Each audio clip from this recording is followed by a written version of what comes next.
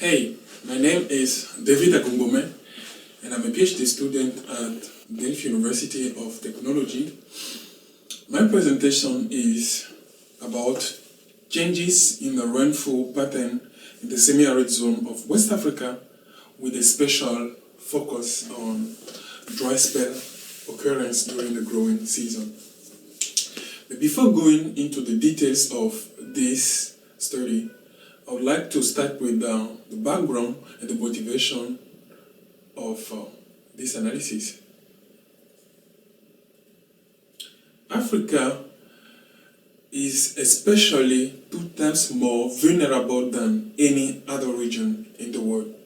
And this fact is shown using this map that illustrates the hunger situation in the world in 2019. And as we can all see, Africa, and especially Sub-Saharan Africa, is the region where we only have yellow and reddish color, meaning that the hunger situation is critical. In addition, Africa's population is expected to double by 2050, meaning that nearly 1 billion of Africans will be living under critical food conditions if nothing is done to improve food production. And secondly, Africa is one of the most vulnerable regions in the world to climate change effect, yet the region is the least monitored in terms of climate observation. And all this contribute to worsen the food production field. Coming to West Africa, where 90% of agriculture is rainfed, farmers are experiencing a major concern related to climate change, named the fall start. The fall start is characterized by some rain event at the beginning of the season, followed by intermittent dry period, which compromise crop yield at the end of the season.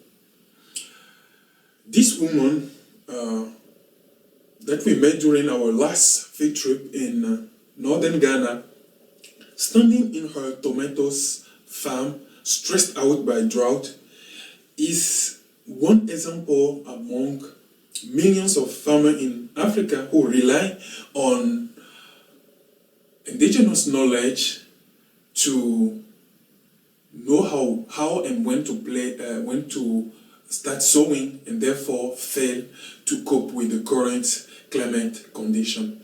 And that is why it is critical and so important to assess and understand the changes in the rainfall pattern and the implication for farming system in order to support crop planning in West Africa.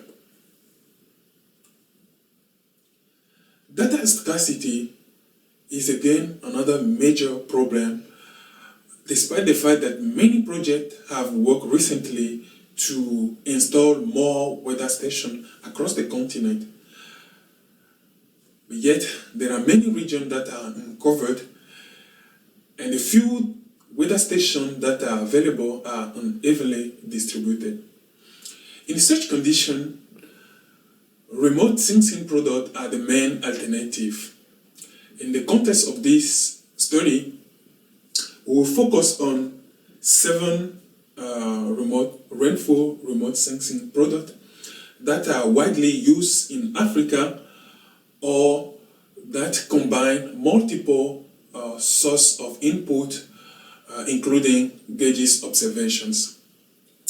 But before using this data set, it is important to assess the performance in reproducing rainfall in West Africa, as well as their ability to capture and detect some special events such as dry spell during the growing season. And for this purpose, we have already gathered 13 ground observation stations across the region. The results of the analysis of this performance are displayed using 2 types of diagram. the Taylor diagram and the Robert performance diagram. As expected, all the products show a fair performance against the ground observation with the average correlation coefficient of 0.5. And also, except here IMERGE, all these products underestimate daily rainfall. The analysis of 3 consecutive dry days also shows the same trend with a probability of detection and the success rate below 0.5. And therefore, we conclude that all these products are unable to capture drought occurrence during the growing season, at least with a poor performance. And again, all these products underestimate 3 consecutive dry days during the growing season, and this become even worse when we increase the dry days period. It is therefore important to improve the performance of this product before using them to assess such a sensitive topic such as crop growth modeling. And that is why in the following we will only focus on using ground observation dataset at the location of Niger, Niamey. In order to assess crop response to different sowing moments, we consider an hypothetical crop with a crop coefficient of 0.3 and assess the water deficit by sowing from May, June, and July. And as we can see here, it is risky to sow from May as farmers do currently, and this risk is reduced by 30 to 60% just by shifting the sowing moment from May to June.